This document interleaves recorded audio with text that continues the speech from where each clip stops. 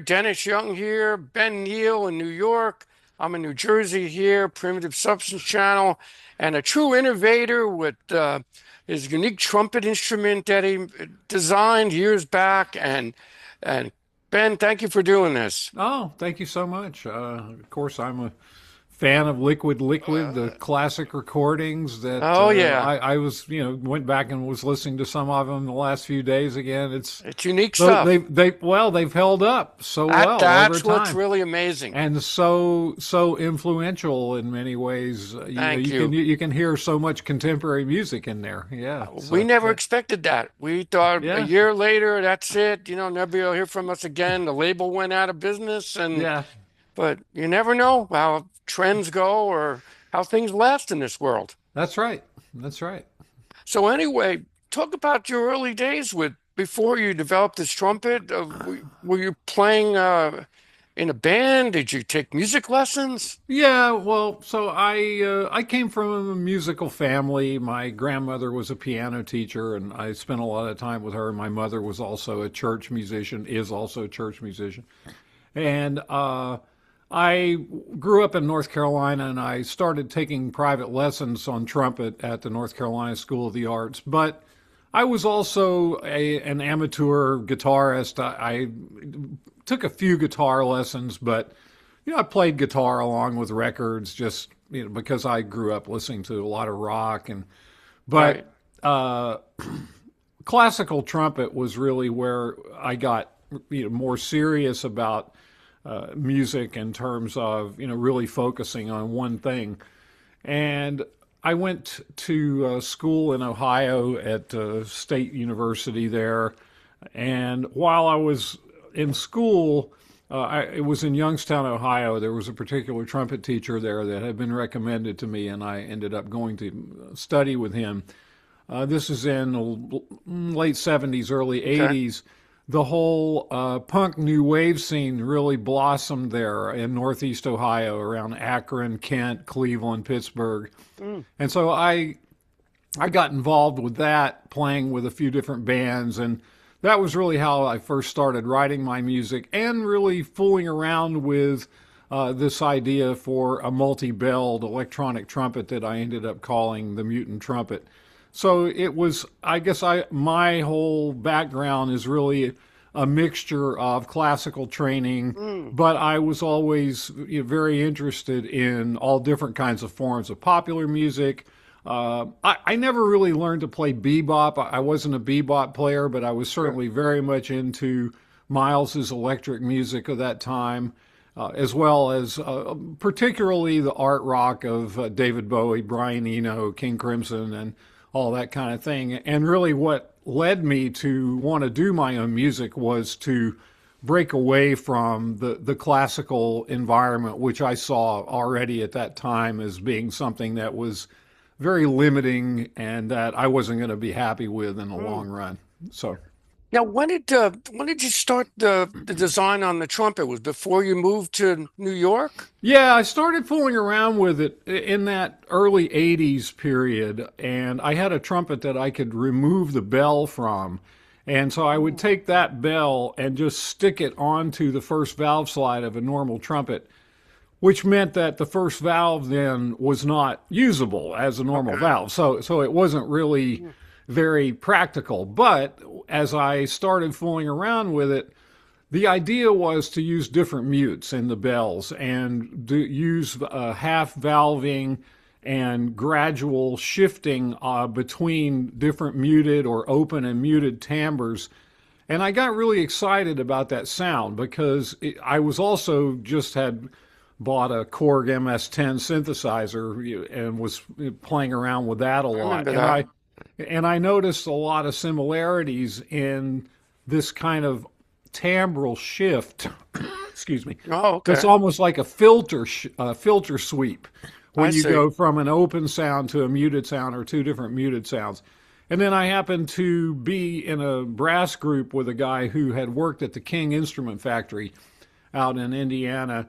Mm. And he and I were just talking about it. And like so many things like this, it started Yeah. out as almost like a goof. It was just like, hey, well, let's Yeah. see if we can, what if we actually tried to make something like Yeah. this? And so Hmm. we got these two old junky student trumpets and stuck them together with an extra set of valves so that Hmm. I would be able to use the regular valves, but then have an extra set of valves to switch around between the different sounds. And then from there, we added a third bell Hmm. with that's attached to a trombone slide.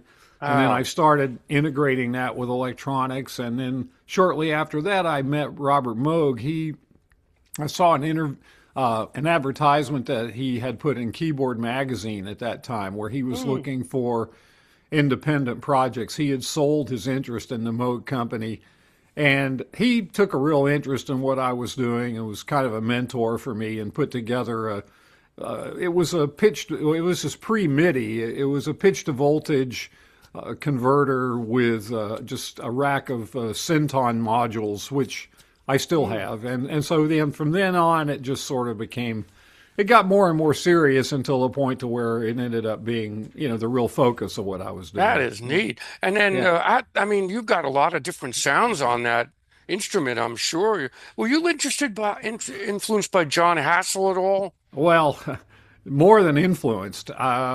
He was really a mentor to me.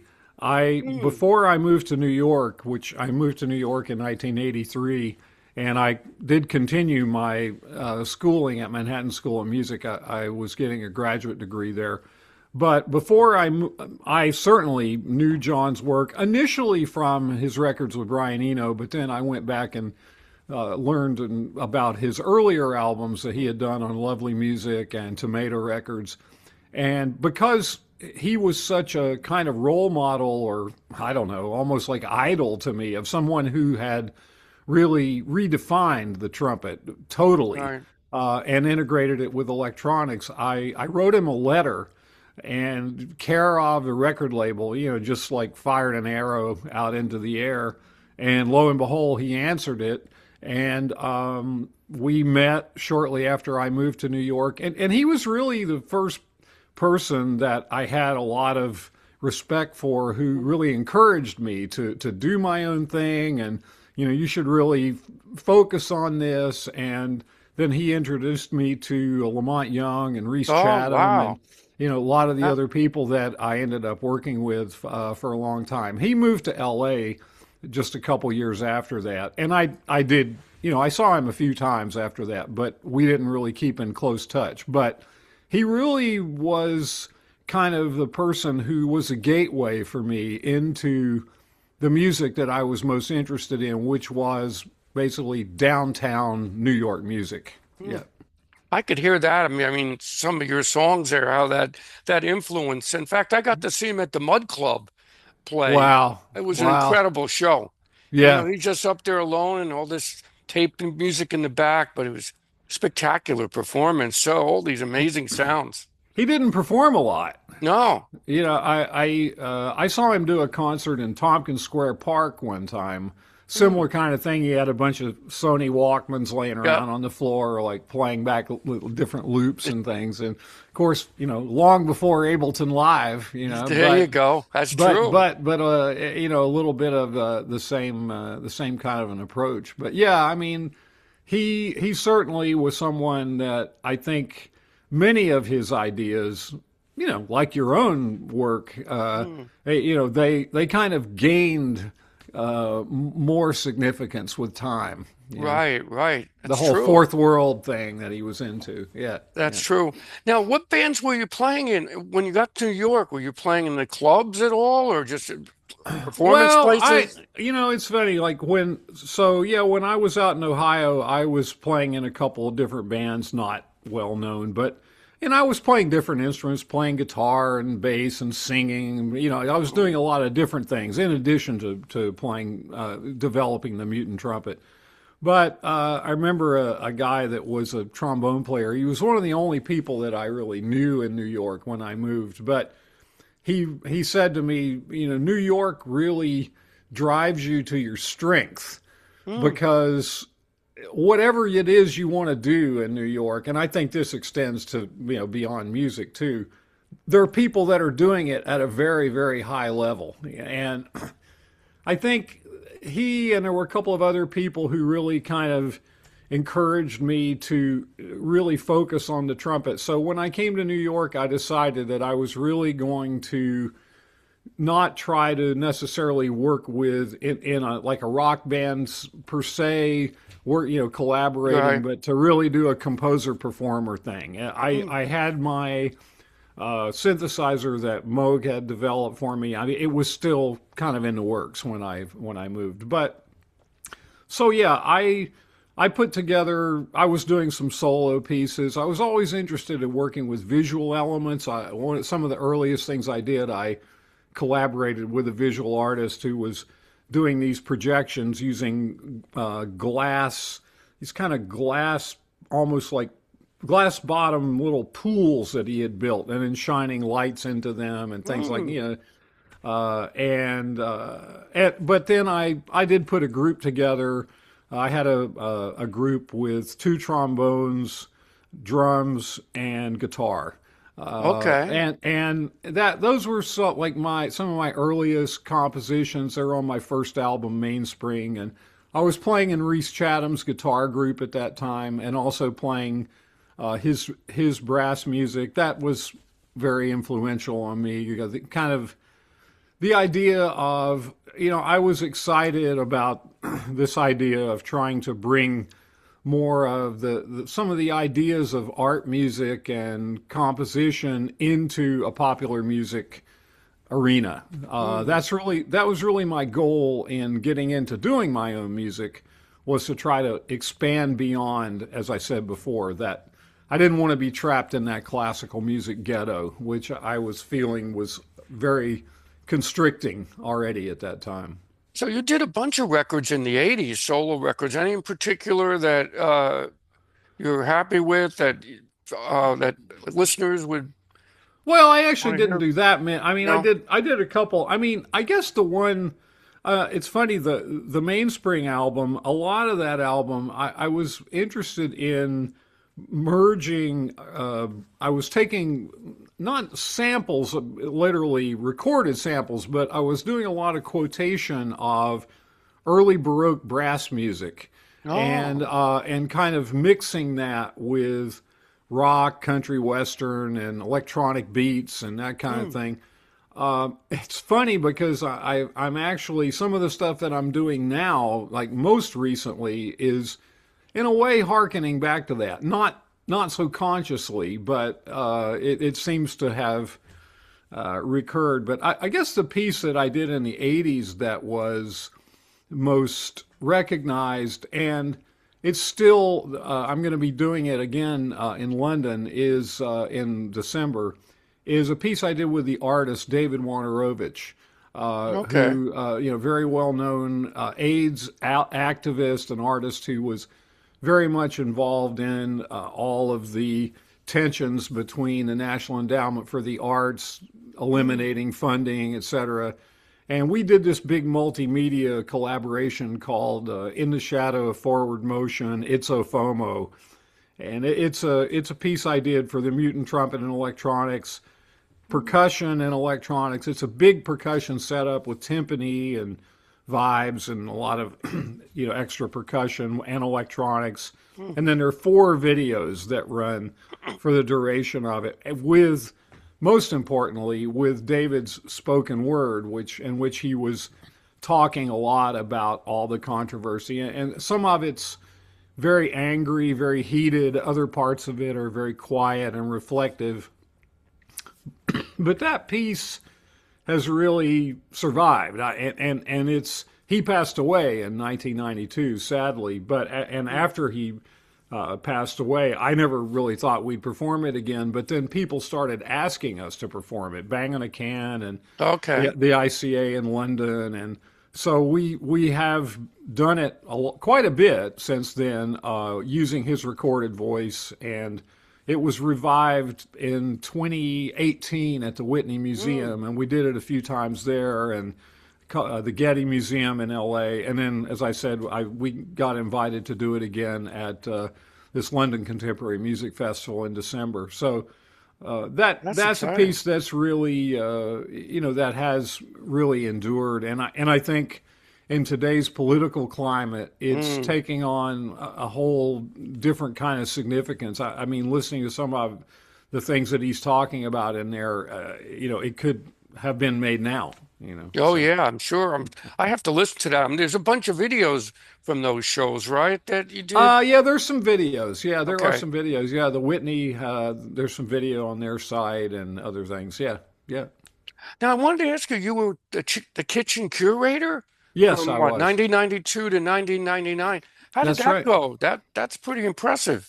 It was great. I was fortunate enough to be asked to do that, and Mm. I, over the time that I was there, the kitchen had some problems. Okay. There were some issues, difficulties with the administration, some things that weren't quite so cool going on. But what I got really interested in while I was there, which was somewhat controversial as I was doing it, Mm. was the whole emergence of the what came to be known as the ambient scene with DJ Spooky, DJ Olive, and basically ambient electronic music that was happening in New York with a lot of younger DJs and producers. And I really saw that as a very exciting new kind of development Mm. in music. And I brought in a lot of that kind of music. And I was also doing a lot of that kind of music myself. Okay. Because I was working so much with programmed rhythms and electronics when the whole electronica scene really started to happen in the late 80s, particularly the more ambient stuff coming out of the UK with Aphex Twin, Future All Sound of right. London, and all that. I got really excited about that and was interested in kind of recontextualizing what I was doing in that format. So yeah, I produced a monthly series called Tone, which was a kind of mixed DJ night, but then we Mm. would also have things like a Phil Niblock piece or a John Cage piece using both floors of the kitchen, and they were very successful. We were getting really big audiences. As a matter of fact, some of the administration at the kitchen didn't like the events because they were too popular. They were getting too Mm. many people, and of course, I could never understand that because to me, the whole idea of downtown music Yeah, was kind of like smart music that people actually want to listen to. exactly. I agree. That's funny. But sometimes things, people's maybe ideas don't necessarily stay so consistent. But no, it was really, we did some very exciting things. We were working with this group in LA called the Electronic Cafe that was doing some of the first distance performance events. So we did some things Oh, like that with Pauline Oliveros. We did one with Future Sound of London. They were doing, of course, at that time, the idea that we're talking like mid 90s right. here. At that time, the idea of doing live audio over the internet was really far out. I mean, you really Imagine. couldn't do it. I mean, Yeah. but we had an ISDN line, which was a higher bandwidth internet connection, and they were doing these live transmissions from their studio to mostly to radio stations, but they had never done one to a live audience. And it was part of this festival I did before and after Ambient, which was a big festival with a lot of different artists but that was very exciting because it was the first time that they had ever done that to a live audience. So some of the technological stuff Mm. that we were doing also was really exciting. And of course, that I think for any artist, and as I started teaching later on, and I think for any artist, being curating and being, organizing events, being a leader in a scene, I Yeah. think that's one of the best things that any artist can do, because it enriches you. Yeah, I'm sure it does. It gets you out of yourself and Mm. think in immersed in something larger than yourself. So yeah, it was a great experience. Because you're responsible for getting the acts or who to play, and then so you get some great music and futuristic type music. It make a difference. Yeah, absolutely. Yeah, and Did it you rubs know off. did, Yeah. did you know Ernie Brooks at all? Oh yeah, he played with Reese's band when I was playing, when Reese's guitar orchestra. It was 8 guitars, I think it was, Yeah, or something like he that. Yeah. spoke about Arthur Russell playing there a number of times back in Yeah. the 80s Yeah. Yeah. period. Yeah. Yeah. Ernie's got a lot of good stories. Oh yeah. Yeah.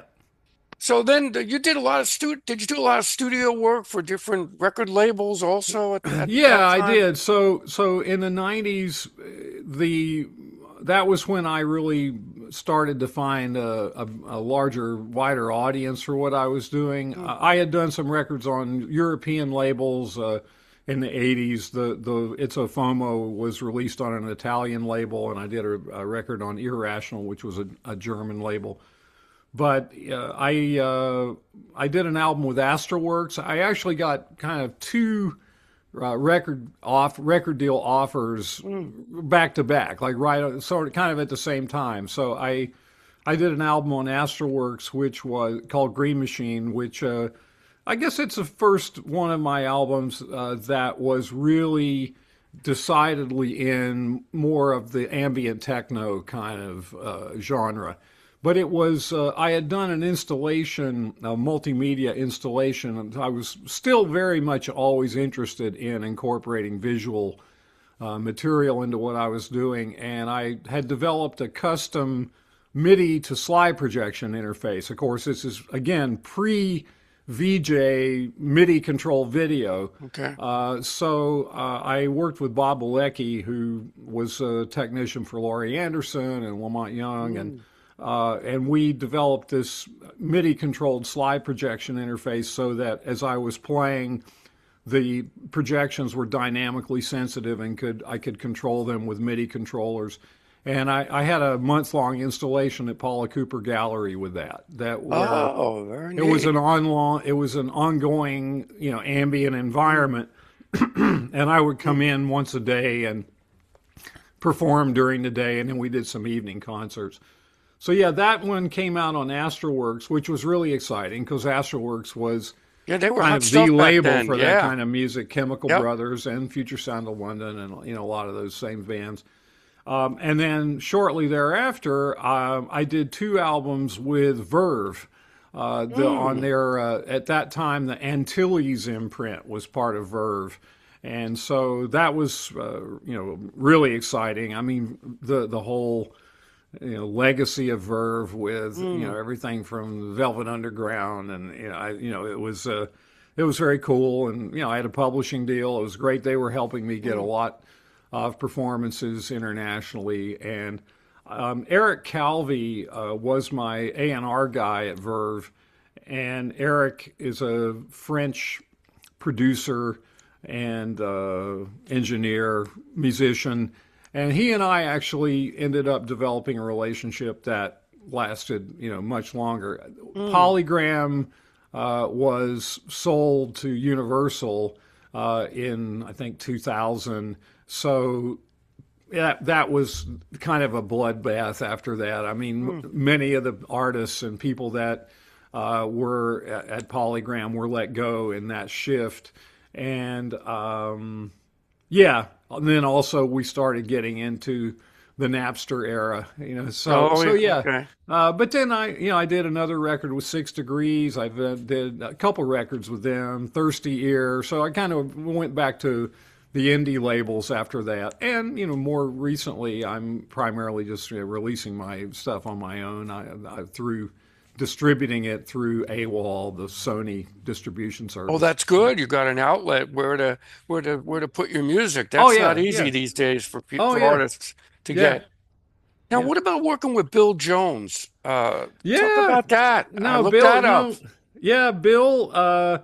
So I was married to Amy Lipton. She was an art gallerist in Soho, and Bill was an artist that she had worked with, and he and I shared a lot of kind of similar ideas. He was interested a lot in, I guess, what you'd call non-intentional photography, like capturing things like reflections of light through different pieces of glass and things like that. Just interesting kind of abstractions. And we started, well, he worked with me on some of the interactive slide projection stuff, but then in the late 90s, that was when some of the MIDI controlled video programs were starting to come out.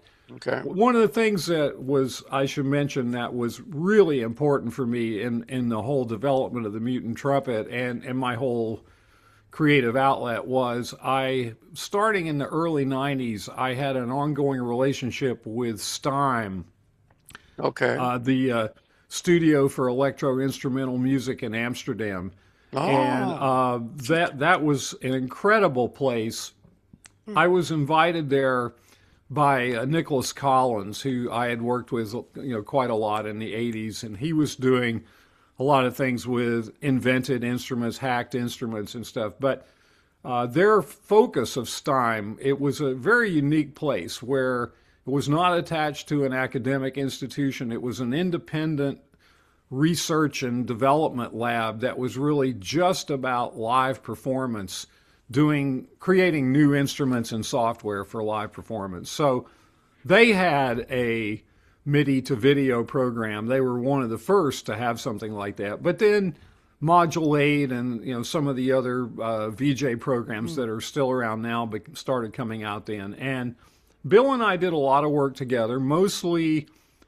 Mostly, and I was playing a lot at this point, certainly in clubs and all kinds of different okay. DJ rave events, and where having visual material was, it was really an outlet for that, and I was always really interested in being able to play the video, because one of the things that can be a little difficult about what I do with the mutant trumpet sometimes is it's hard sometimes for people to really understand what I'm doing. Okay. I don't like to come out and say, give a lecture before I'm going to play it. Well, now I'm going to be doing this, and when I press this button, But by using interactive videos, sometimes I think it also, in addition to the aesthetics of it, it can kind of help people realize that if I'm playing bop, bop, bop, bop, and you're seeing something that's like jumping around or flashing on the screen in sync with Right. that, it helps to key people into the fact that, it is what we're doing here is live. So, yeah, Bill and I did a lot of performances. We had two installations at Sandra Gehring Gallery and some museum shows. We also developed a sculptural installation that was pretty successful for a while. We didn't really keep it going. It was used the discs that people used for sledding, and we took those and put them together into these almost like flying saucer shapes, and then and a similar set of them using frisbees, and we had MIDI controlled lighting inside of them, and the sounds and the light were synchronized. So, that's a lot of what we were interested in, was trying to develop this vocabulary of really being able to address audio and visual material through the same information and really tightly synthesize them, which, again, is something now that has become, pretty ubiquitous. It's kind of all over the place. But Right. I was always very interested in that, and I still am. I mean, to me, I still get a lot of kind of a thrill in a way out of playing my acoustic instrument and being able to have visual things going on that are responding to my dynamics and notes and everything. Yeah. So when you do shows, the visuals are always included with a lot of your Yeah. performances. Oh, yeah. That's Yeah. nice. That's been a really major part of all the work that I've done, and the including the most recent things, really. Yeah. That's great because then people can visualize this along with hearing your unique trumpet there and all the different sounds that you could do at once. Yeah, It I sounds mean, and I guess I was always interested in that. Just visual art always really interested me. I always got a lot of inspiration out of visual art. Some of my earliest influences that kind of helped shape my ideas about what I wanted to do came from, particularly from the minimalist artists like Saul LeWitt, like the idea of getting something to happen that you don't necessarily preconceive in your mind. That's an idea that has always been really interesting to me and mm, still is. And I think for me that's the most rewarding and gratifying thing about working with technology is when I can set something in motion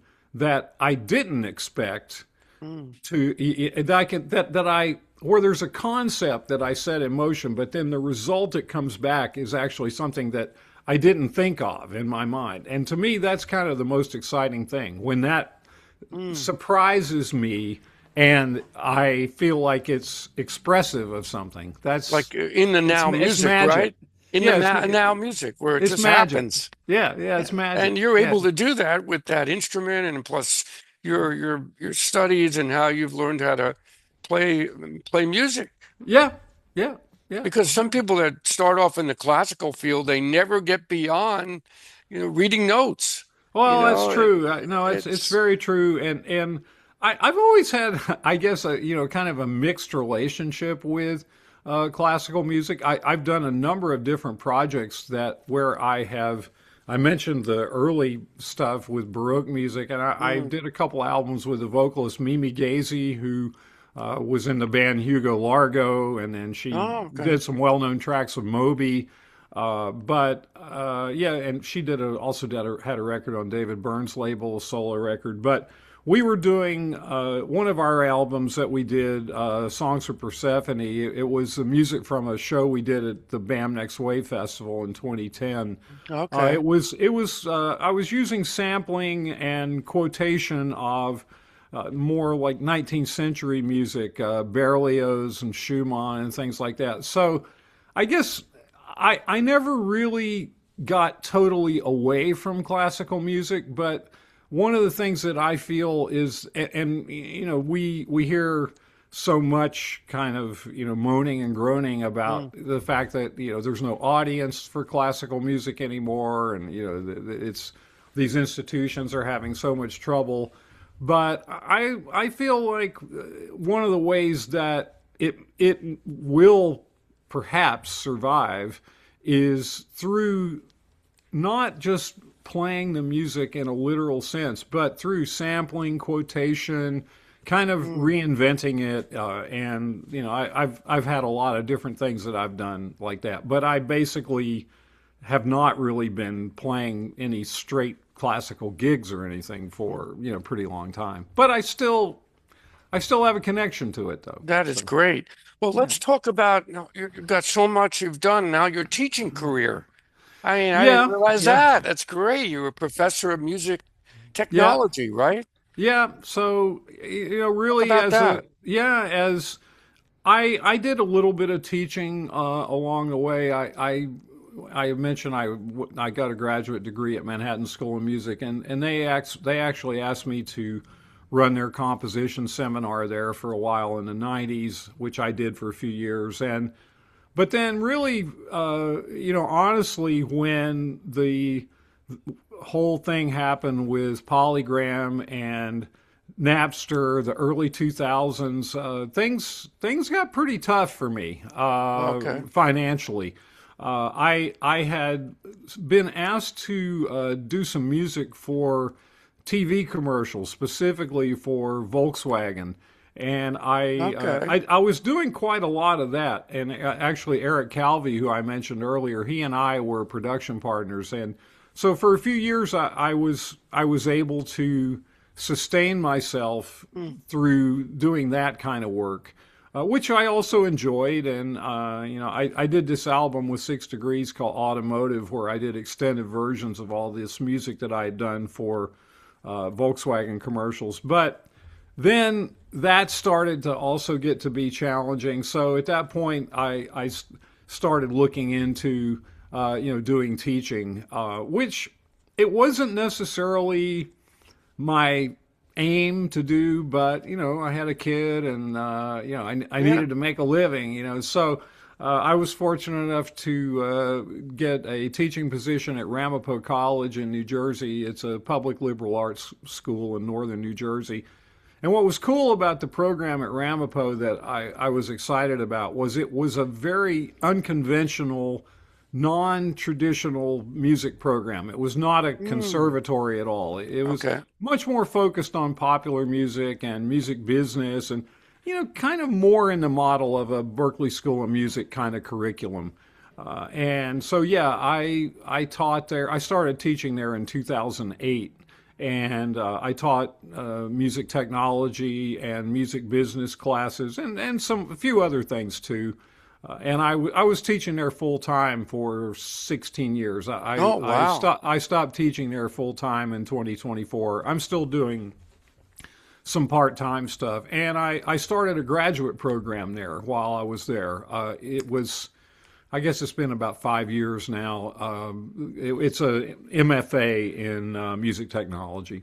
Oh, okay. So, no, it was a great experience for me. And the thing about teaching, while I kind of went into it as because of it's what I needed to do, frankly. But I really learned so much from teaching in terms of things that I probably might not have had the curiosity to go out and seek, that I picked up as a result of things that I was wanting to get relevant information for my Mm. students. So Right. yeah, there's I really got a lot out of it. And I had this book, Diffusing Music, come out last Yeah, I was going year. to ask you about that. Yeah, Yeah. and the book definitely was strongly influenced by my teaching experience. A lot of what I express in the book, I feel like is very much relevant to the teaching that I did over the years. Yeah. Can you find this book? Is it available on? Uh, It is available. It's on an academic publisher, Bloomsbury, and okay. Bloomsbury they do a lot of cool music books. Like, I don't know if you're familiar with the 33 and a third series, or these little small books. Each one of them is about a different album. They've got a big series of them, all popular music. So it's not like strictly about classical music. They Got it. do, they do, but the fact that it's an academic book means that it's really expensive. They released it in hardcover only, Hmm. but the good news is, finally, after a year and a half, in June, it's going to come out in paperback. So it will be much more affordable, like, I don't know, $30 instead All of right. 30 instead of 100 or something. But yeah, it is out there. It's on Amazon. It's on all the outlets for. It's available in ebook form, and so yeah. Is this a high-tech book, like a scholar type, like a college type of read? Yeah, I mean, it is. It's yeah. I kind of tried to put a lot of, I guess, different things into it. I mean, the real focus of the book, it's called Diffusing Music: Trajectories of Sonic Democratization. And what I see happening in music, what I feel I have seen in particularly in the last 20 years, and again, very much connected to my teaching, is that music is becoming more and more accessible for anyone to create through Hmm. I technology, agree. through a lot of these technologies that and also musical scenes and that I was involved in, that I have been involved in. As we all know, I mean, now music is ubiquitous, and I mean, Right. there's, if anything, there might be too much of it.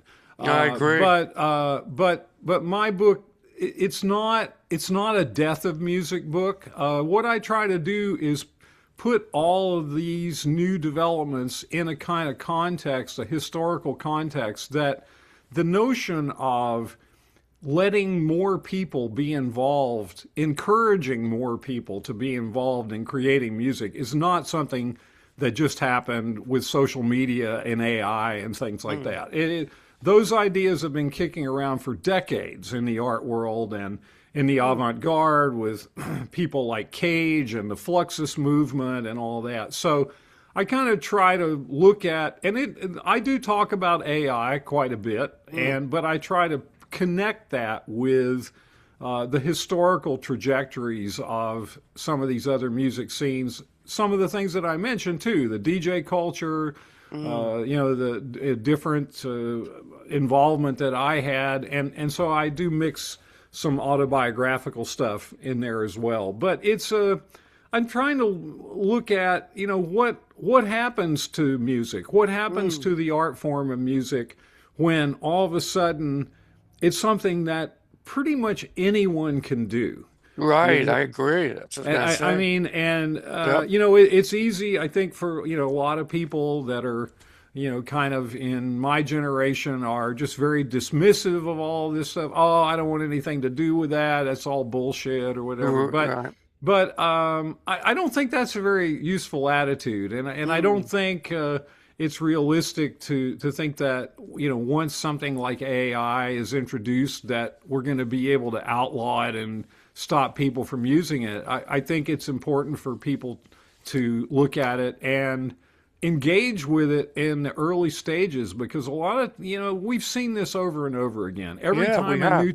Every time a new technology is introduced, whether it's recordings, radio, sampling, DJs, everything, it's always, oh, this is it. There's not going to have any more drummers if we have drum machines, and nobody's ever going to play music again because we have records or whatever. So I think a lot of times the people who get involved with these new technological innovations early, they kind of set the paradigms for everybody else that ends up following along. So it's certainly a very interesting time in music, and I do feel the book, it's been out now. I mean, it took me several years to write it, but it's been out for like a year and a half, and if anything, I feel like it's even more relevant now than it was when it came out, which I'm very happy about. Well, I think there's so many people playing music now and recording music, maybe not playing as much, but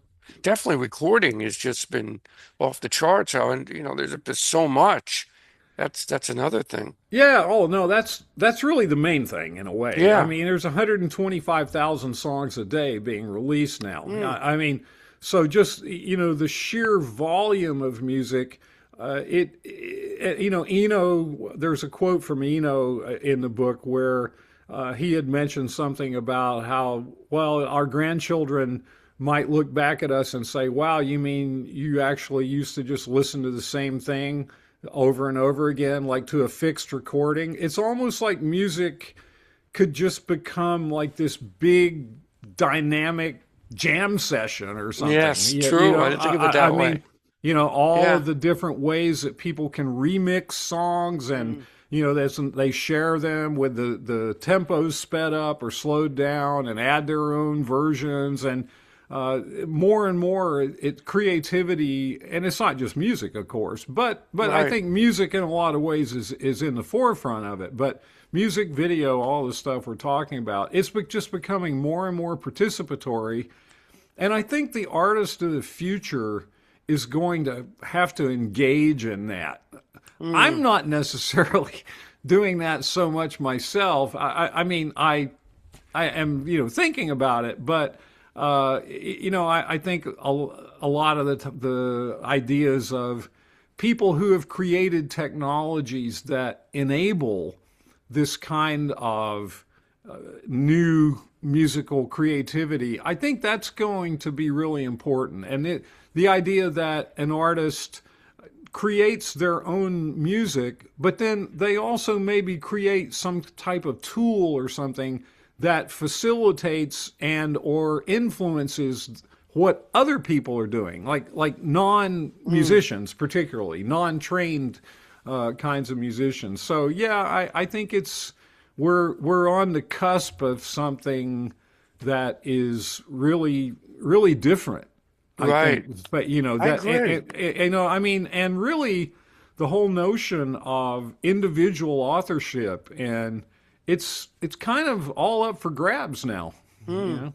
And Well, that's not a new idea. I mean, no. we that starts with DJs and sampling and all that, and before that with Marcel Duchamp bringing the urinal into the art gallery. That's You know, so true. That's exactly right. Well, yeah, glad you're positive about this because I've talked to people that have been negative about AI, negative about modern music, but you have a good approach where anything's possible going forward. We've just got to work with this new technology. And like you said, look at when the four-track home recorder came out, yep, right?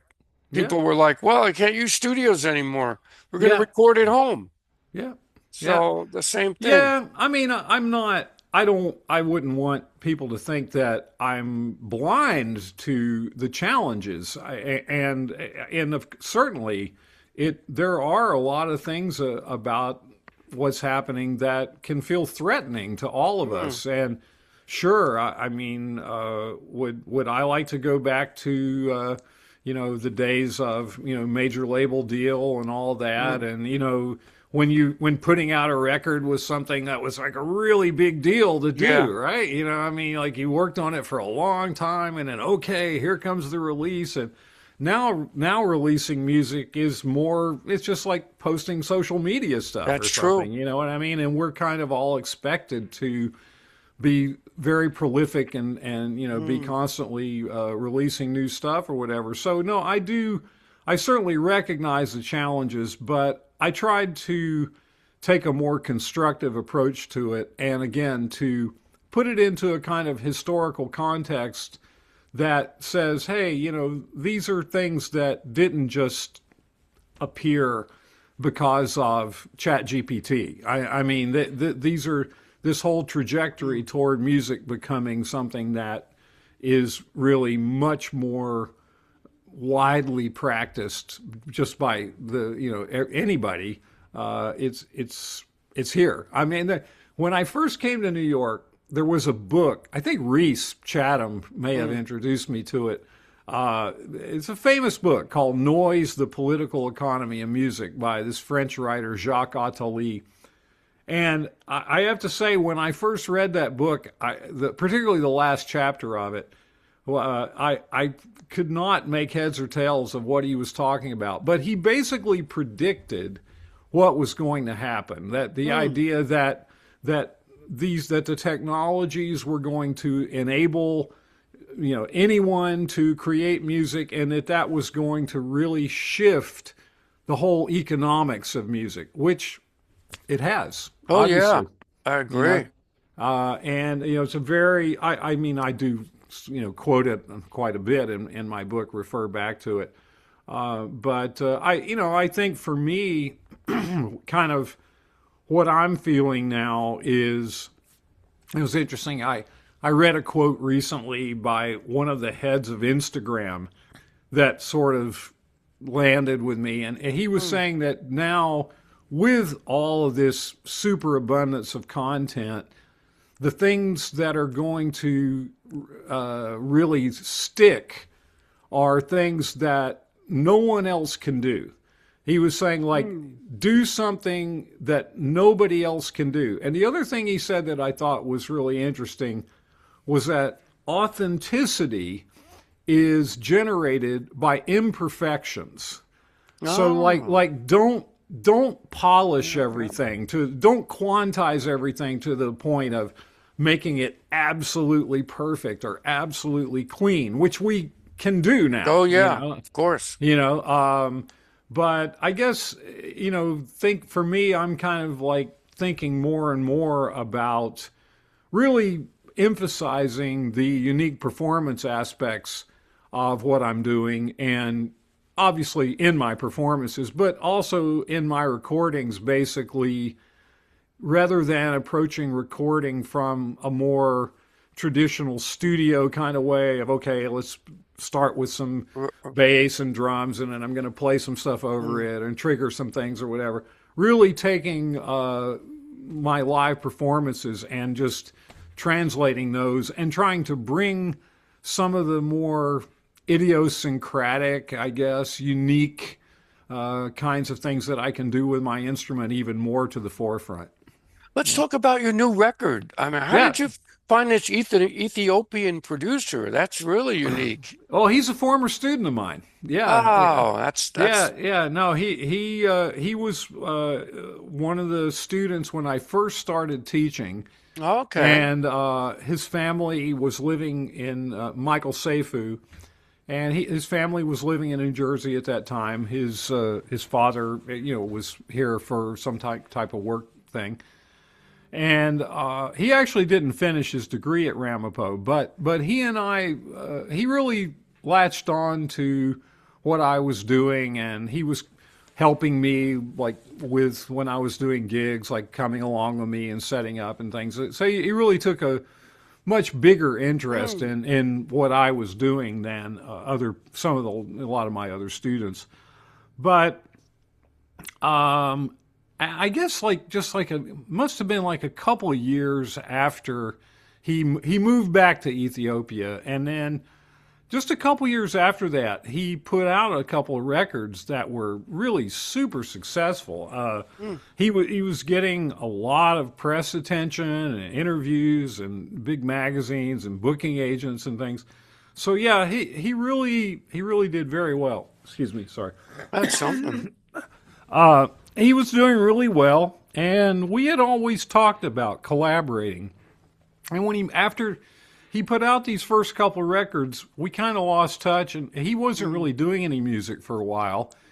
But we started talking again, having regular Zoom conversations over the last couple of years, and we came up with this collaboration where basically he always is interested in working with traditional African instruments and rhythms and combining those with electronic beats, electronic music. And Right. so we just did a long distance collaboration where he had some drum parts and I played some things over it. And yeah, I was very happy with the way it came out. And it was really gratifying for me to be able to finally have a product that represented this very unique relationship that I had with him when he was a student. I like the drum machine sounds and you're playing over it. It's really Cool, unique. I like it a cool, lot. cool. Yeah, Now, I mean a little bit of that John Hassel vibe in there, I yes, think. I Yeah, hear yeah, it. yeah, yeah. It's great. Now, is this on vinyl or CD or how did, No, it's only digital. No, okay. it's digital only, just streaming. Yeah, and the record was, I was doing it kind of as the I was finishing up the book and when the book had come out. So I guess I did see there a connection with some of the ideas in the book, in that I did a lot of collaborations on it. And I also was using different spoken word things. This guy Rupert Sheldrake, he's a scientist, kind of psychedelic philosopher that I have been interested in for a long time. He worked with me on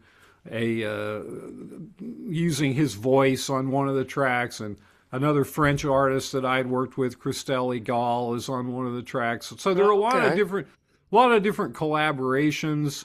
And things that involve like spoken words and different ideas that that I was fooling around with at the same time that I was doing the book. But pretty much all of the sounds on the record, and this is the thing that really I find to be maybe kind of surprising.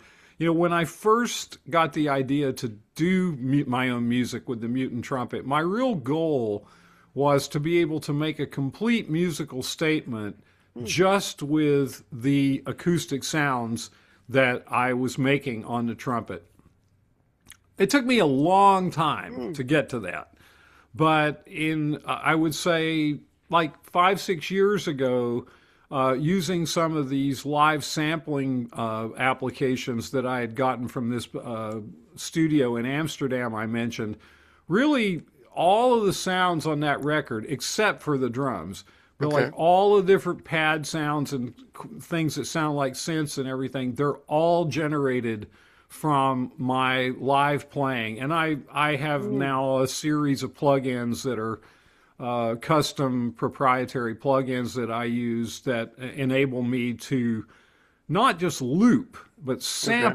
sample my sound on the fly, and create like very complex textures and polyphony, just off of what I'm playing. And for me, again, that's something that is it's very satisfying, and it took 40 years. It took that long for me to really get to that point. But as a producer now, it's almost like it's like a painter who narrows everything down to like one particular little set of colors or something. Like I don't really use synthesizers anymore. Like all of the sounds that I'm creating, I Right. am actually generating from my instrument, from my acoustic instrument, and then sampling and processing those in real time. And that's kind of very exciting for me, even though I've been doing this for a long time. That new that's a sort of completion of the original idea that I'm still finding very engaging to explore in different ways. So you're planning some more shows this year out of the area, I have a few things coming up. Yeah, I don't have a lot of performances yet this year. I mentioned I'm doing the David Wojnarowicz piece. It's Ofomo. I'm going to be doing that in London for this London Contemporary Music Festival in December.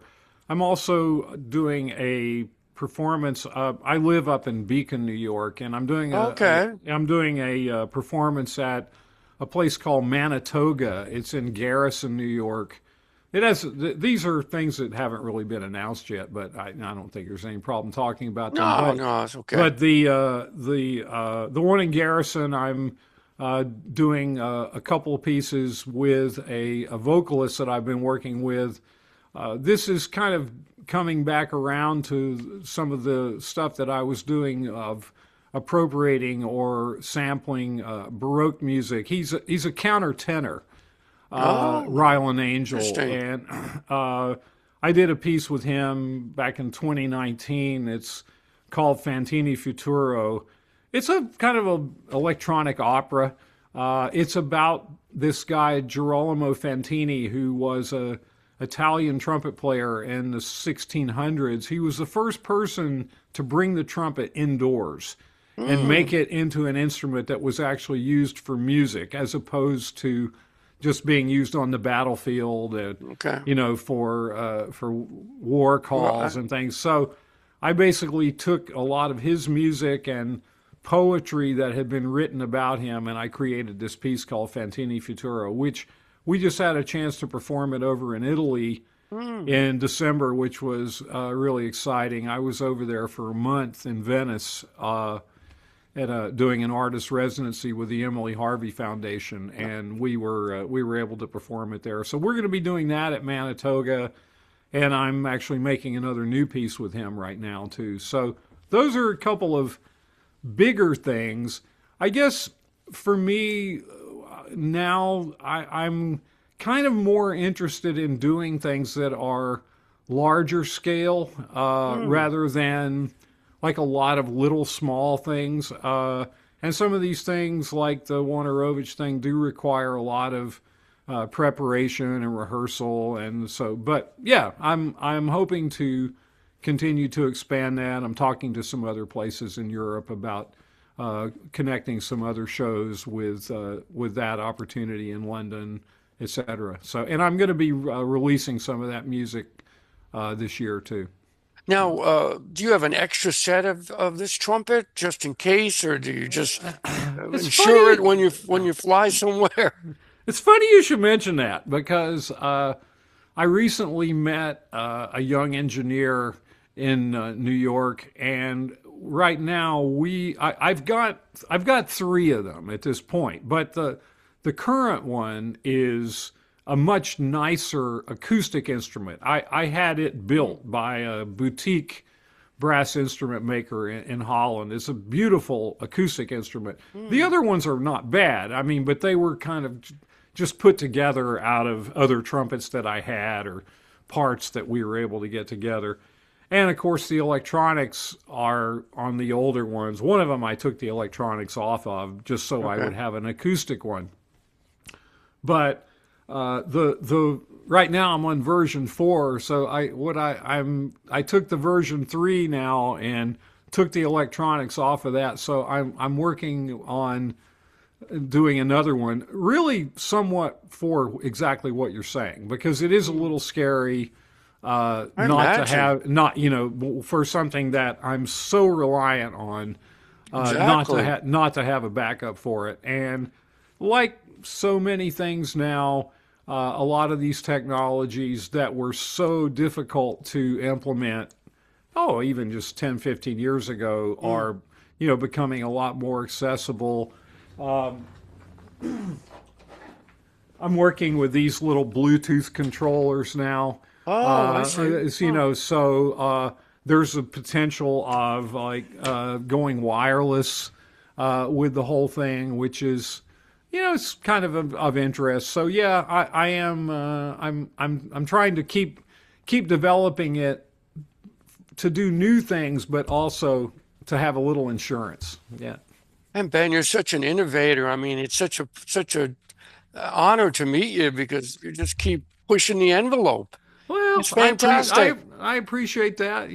I mean, it's I feel very lucky to have a life in music. I Yeah. mean, it's great, and I've kind of moved around and did a number of different things over the years, which I think in a lot of ways, if there is a a formula for success, if you can find kind of like one thing and just like zero in on that, maybe that's the best the best path. I wasn't necessarily able to do that. I've kind of Well, moved that makes it around into a interesting, lot though. of different I've moved around into a lot of different genres and formats, and performing in more like experimental music, and then Hmm. I mentioned the whole rave thing and Right, galleries and right. all that. Hmm. But for me, the instrumentation and the